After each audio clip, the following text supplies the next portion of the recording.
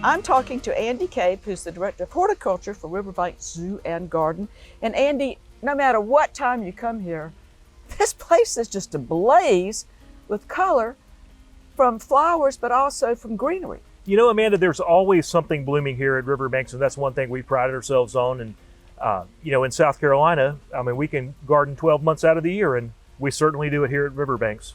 Which is a joy, but also you never get a break. You never get a break, and I think my staff would tell you that. It's just as soon as something's looking good, it's time to pull it out and plant the next thing. And there is a lot of that you do. Right now we're kind of in a transition period, and so we've got snapdragons and larkspur and things like that, but we've also, I guess due to Eric Shealy and some of your other staff members, you've got a lot of spring things that were ready early to put out. Yeah, you know, Eric grows a lot of our annuals down in the greenhouse and gets things started for us. So we normally start usually about the middle of April switching beds out, and you know, we've got most of the garden done. Now we're over at the zoo switching things out over there, but definitely being able to grow our own plants, that helps us, number one, that helps us get exactly what we want. We don't have to go searching around for it, and it gives us, you know, ready-made plants right down in our greenhouse that we can just take right up here to the garden and put straight in the ground. And also you've got a lot of conifers, many of which have some color blended in with the green. Yeah, you know, the conifers are great, especially there's so many varieties now there that might have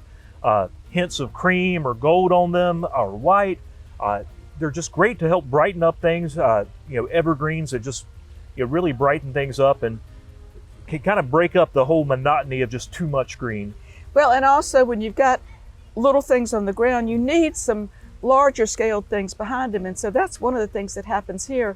You don't have just a carpet of one thing, although you may see a large swath of it, but it's not going to be just a total bed of one right, thing. And doing layering things important based upon their height and their spread, that's important too. And you know, we don't want this to be a very two-dimensional garden. We want it to be 3D. We want you to see from the ground up. You have a lot of foolproof plants. You've got hellebores that I think have jumped into beds. Oh, they seed in everywhere, yep. But they're wonderful. Oh, it's a great thing to have seed in.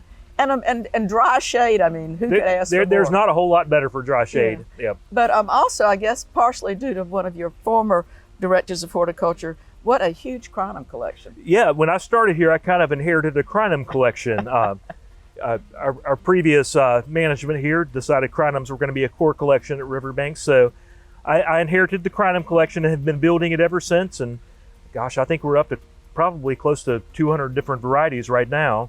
You know, they're just so great. I mean, they're, like you said, foolproof. Depending on the variety, our first ones might bloom in February or March. Our last ones maybe in November, December, just depending on the frost. So.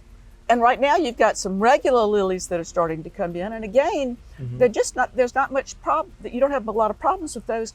I think y'all try to find plants that aren't going to need a lot of attention. Well, sure, we don't have time to be spraying. Right, and you know, we've grown enough things over the years to know what works, what doesn't work, what looks its best, and what looks its best with the least amount of care. So all those are important factors in, you know, in selecting plants for a particular area.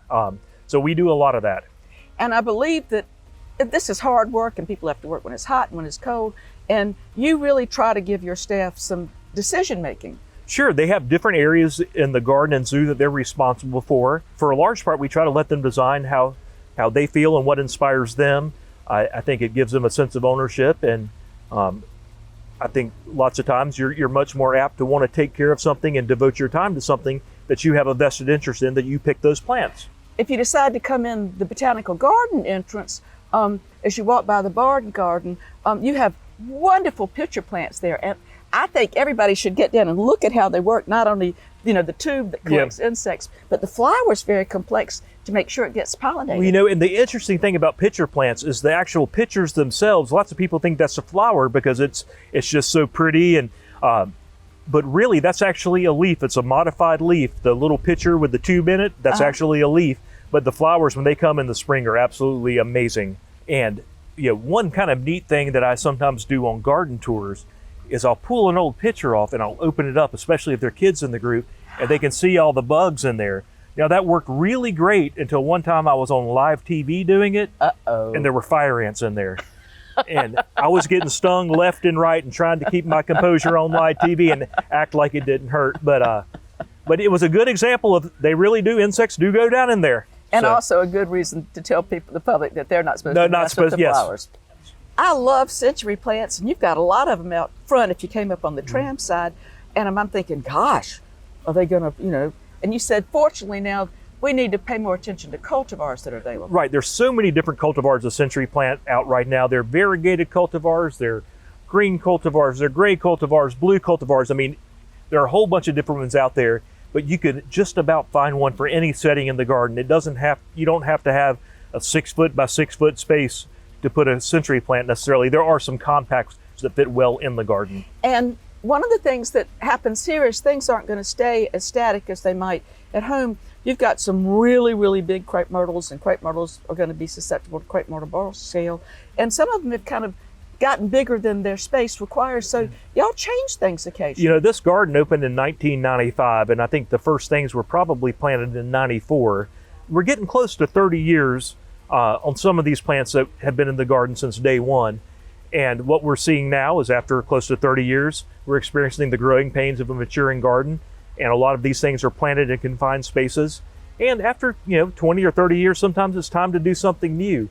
And whereas I would cringe getting rid of some of these things in my own home because they're such beautiful trees, our purpose here is a little different than the home landscape. We want you to see new and different things each time. And after a plant's been out for 25 or 30 years in the trade, maybe we need to showcase something new and different. So that's what we do. And you've installed some ginkgos, and I'm thinking, gosh, this place has a lot of sun plants around it. But you said again, by staying up on the cultivars, you've got some that aren't going to be too broad. Yeah, and especially in our walled garden, a lot of spaces over the zoo that are confined, you kind of have to pick and choose, and we don't have room for a ton of trees, especially in the botanical garden. Trees that will get big and mature, and that's why you were scratching your head when I planted the ginkgo. And when I told you this is an upright columnar cultivar that's not going to cast a lot of shade, it made sense. Of course. But that's the thing now is people are breeding so much and discovering new plants that they're taking a plant that and making it work, breeding it so it will work in a different space. Of course, when I got here, I had to walk over into the children's garden, and all the, people say, oh, little children's feet, they're not going to make any difference because you've got a great big green space there and they can go barefooted. But I think about schoolyards, little children's feet can be very compacting. And so y'all have to give that turf area there a lot of special care. Yeah, that turf gets special care and no care at all at the same time. That area has probably been mowed about twice in 6 years. The children keep it down. The children keep it mowed down. And if we keep it well aerated, weeded, fertilized, it can keep up with the kids. And then it's hot, and mothers come and sit with babies in strollers, and their children are playing. And you've got so many opportunities for shade, and instead of just a boring umbrella canopy, you put stuff on it that looks kind of like palm fronds. And we got some that look kind of thatched like, and that's the thing that we have to really take into consideration in just both of our horticulture and overall layout of our zoo and garden. Is number one, we attract a lot of kids. So you need shade. You need shade for the kids. You need shade for the moms and dads who are out there watching them. So we factor in shade quite a bit, whether it's through plants or umbrellas or something like that, we definitely factor in shade a lot. Or pterodactyl wings. Or pterodactyl wings, like in our dino dig, our giant sandbox, the pterodactyls create shade. And I saw kids sitting up there, and then there was actually a small shoe that I guess one of your staff had found that they'd put out in case somebody came back and find the shoe their kid lost. After a busy day or a busy weekend, you'll find some shoes and water bottles and stuff like that. But kids are having such a good time, they forget about their shoes. And then, water. You've got a wonderful water. I mean, everywhere you go, you can hear water, which I think is very soothing.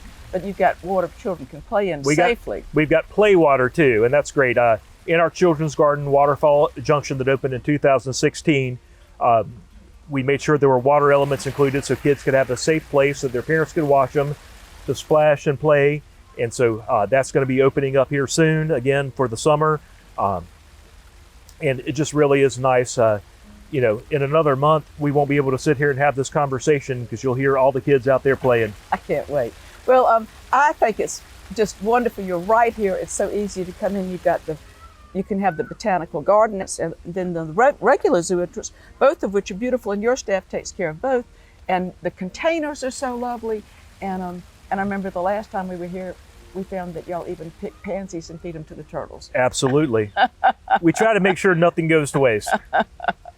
Including bamboo and every tree limb that falls. Y'all You got it. We find a reason, a way to use it, repurpose it, for sure. We had such a good time today, and if other people want to find out about your hours and when you're open, what's the best way to do that? The best way is to go to our website or Facebook page. All the information about our hours of operation, everything you need to know can be found there. All right, and perhaps you should bring your sunscreen with you. Absolutely.